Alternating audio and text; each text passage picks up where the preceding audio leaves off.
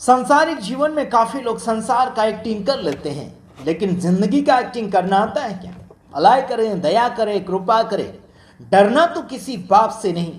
याद करो मेरे भाइयों बहनों, आपको और मुझे सामर्थ की आत्मा मिली है, और वो सामर्थ की आत्मा यीशु मसीह के द्वारा मिलती है। डरने की बात नहीं, आगे बढ़ने की बात करना है। डराने की नहीं, बल्कि हिम्मत की बात करना है। यीशु मसीह इस संसार में आकर चले गए थे।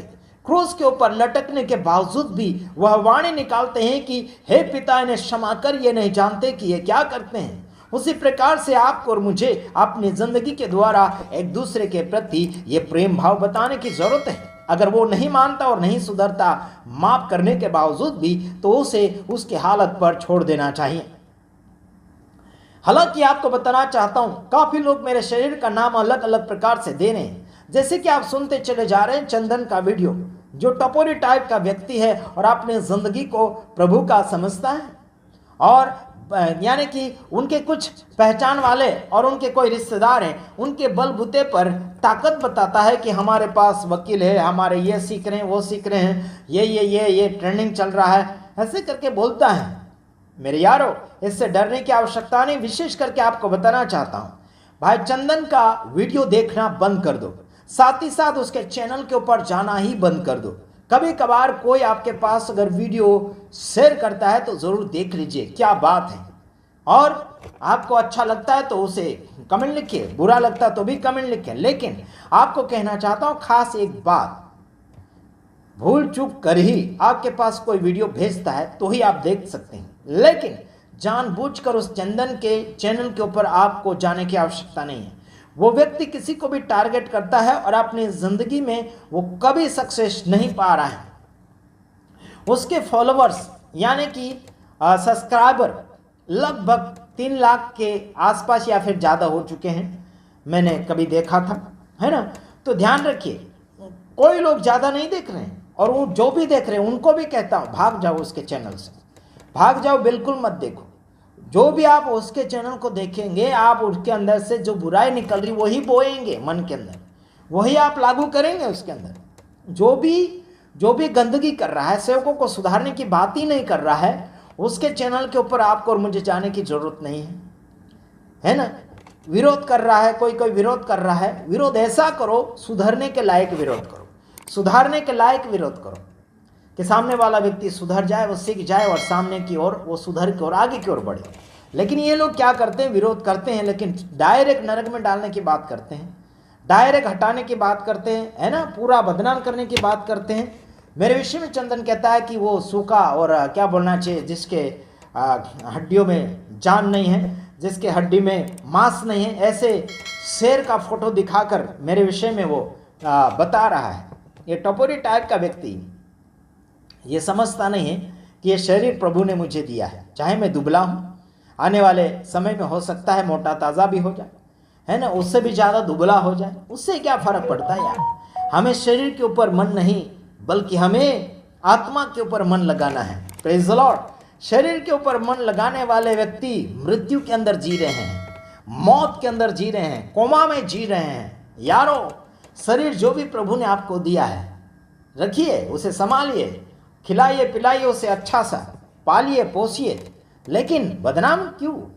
कोई बोलता है मोटा है, कोई बोलता है, कोई बोलता है नाटा है, कोई बोलता है दुबला पतला है, कोई बोलता है सूखी हड्डी बोलता है, कोई क्या क्या बोलता है यार। ये सब मजाकी लोग जो है, कॉमेडी टाइप के लोग जो है, वो परमेश्वर से बिछड़ चुके हैं, और बस परमेश्वर ने उन्हें थूक दिया है, और ये जानबूझकर उछल रहे हैं कार्टून के समान। इन सभी से सावधान रहना। वचन पढ़ता हूं, 2 तीमुथियुस उसका 1 अध्याय उसका 7 वचन, उसमें लिखा है, क्योंकि परमेश्वर ने हमें भय की नहीं पर सामर्थ और प्रेम और संयम की आत्मा दी है। Praise the Lord, hallelujah. परमेश्वर ने आपको डरने की आत्मा नहीं, और है ना, परमेश्वर ने आपको भय की आत्मा नहीं दी है, परमेश्वर ने आपको सामर्थ की आत्मा दी। Praise the Lord. और प्रेम और संयम की आत्मा दी। खुद के अंदर भी वो होना चाहिए, और प्रेम भी होना चाहिए, सामर्थ भी होना चाहिए। वो कौन सा सामर्थ? सच्चाई का सामर्थ, प्रभु का सामर्थ, प्रभु की दया, और अलग अलग प्रकार का जो अच्छा कार्य करने वाला सामर्थ चाहिए। Praise the Lord, hallelujah. क्या आप में दम है किसी की बातें सुधारना, किसी के साथ मिलना, किसी के साथ मेल मिलाप करना सामर्थ्य है? नहीं है। समझ रहे कि नहीं समझ रहे मेरे भाइयों बहनों? चंदन ने आशीष छत्री से माफी मांगी, है ना? और ये क्या और कुछ है ना? क्या बोलना चाहिए, उनका नाम भी खास मुझे नहीं आता है ना? अर्पित भाई, इन दोनों से चंदन ने माफ़ी मांगी। वन्य भाषा के विषय में कुछ वीडियो छेड़े गए थे, फिर चंदन ने माफ़ी मांग ली। क्यों माफ़ी मांग ली मालूम? क्योंकि आशीष छत्री के पास में काफ़ी ऐसे सबूत है जो चंदन का पोल खोल सकता है।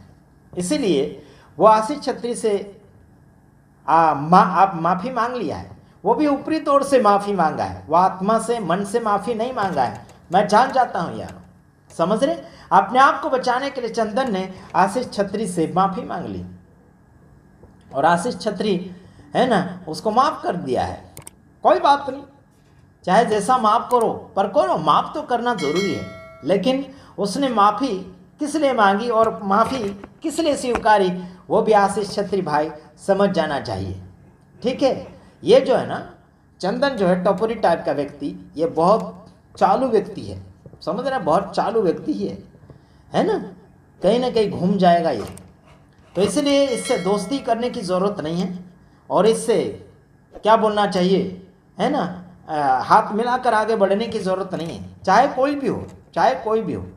ठीक है ना? अन्य भाषा का तो विरोध मैं कई वर्षों से करता हूँ और करूँगा भी आने वाले समय। बीच में अभी मैंने सुना आशीष छत्री ने अन्य भाषा के विषय में कुछ सेवकों का विरोध उसने किया। वो अच्छा खासा विरोध किया और अच्छा खासा उन्होंने वचन के साथ जवाब दिया, और वचन के साथ जवाब दिया उस वचन को हम भी मानते हैं। ठीक है? और वो अन्य भाषा क्या क्या अलग अलग प्रकार की जो लेकर आ रहे हैं कुछ सेवक लोग, तो उनको मैं इतना ही कहना चाहता हूँ, मैं आपका विरोधी नहीं हूँ, बस मैं आपका सहयोगी जरूर हूँ, आपका सुधारक जरूर हूँ, है ना? आप सबका वीडियो में देखता ज़रूर हूँ, लेकिन मैं इतना कहना चाहता हूँ जो ना समझ वाली बातें हैं, ना समझ वाली भाषाएं हैं, उसका खुलासा लेकर आओ तो हम भी समझेंगे और दुनिया भी समझेगी। तो आपका विरोध कोई भी प्रकार का नहीं हो पाएगा, क्योंकि बाइबल इंसान को कोई भी प्रकार के अंधकार में रखना नहीं चाहती है। बाइबल के अंदर ज्योति का वचन पाया जाता है। बाइबल के अंदर यह भी दर्शाया कि तुम जगत की ज्योति हो। यीशु मसीह भी जगत की ज्योति है। Hallelujah, praise the Lord. और तुम जगत की ज्योति हो तो तुम चमको, जो अंधकार में छिपा हुआ सब प्रकट करो। Praise the Lord. और हम वही कर रहे हैं, जो अंधकार में छिपा, जो लोग गुमराह हैं, जो लोग क्या बोलना चाहिए, ना समझ में छिपे हुए हैं, ना समझ में अंदर घुसे हुए हैं, उनको बाहर निकाल रहे हैं। और फिर बोलेंगे कि ये इसका विरोध कर रहा, उसका विरोध कर रहा, पवित्र आत्मा का विरोध कर रहा, पवित्र आत्मा का मजाक बना रहा है और अन्य भाषा का मजाक कर रहे हैं, ऐसे करेंगे नहीं यारो। डिबेट करना है तो फ़ोन करो ना यारो, हम फ़ोन के ऊपर बताएंगे। काफ़ी ऐसे लोग जो है अन्य भाषा का विरोध करते हैं, जैसे दानियल राज भी विरोध करते हैं, बड़े अच्छे खासे। उन्होंने तो बड़ा घंटों का वीडियो बनाया दानियल राज ने, तो वो देखो, वो समझो, पूरा खुलासा आपको मिल जाएगा, है ना? तो ध्यान रखिए, आपको डरने की आवश्यकता नहीं, हर बात में आपको स्वतंत्र होना है, खुलासा पाना है और आगे की ओर बढ़ते चले जाना। बस इतना ही। प्रभु आप सबको आशीष करें। आमीन।